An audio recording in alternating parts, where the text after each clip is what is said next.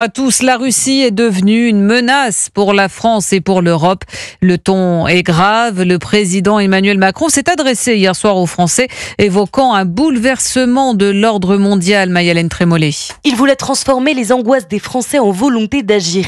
Face à la menace russe qui touche désormais l'Europe, Emmanuel Macron appelle à ne pas rester spectateur.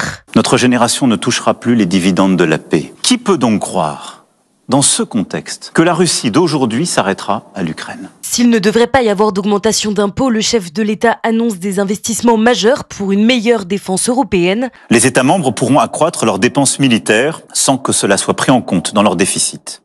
Des financements communs massifs seront décidés pour acheter et produire sur le sol européen des équipements parmi les plus innovants. En réponse à Donald Trump, le président s'oppose à une paix obtenue au prix de la capitulation de l'Ukraine et annonce dans la foulée l'ouverture d'un débat sur l'élargissement de la dissuasion nucléaire française. Notre dissuasion nucléaire nous protège. J'ai décidé d'ouvrir le débat stratégique sur la protection par notre dissuasion de nos alliés du continent européen. Des mesures de prévention seulement puisqu'Emmanuel Macron le rappelle, le cap de la France demeure à ce stade celui de la paix et de la liberté.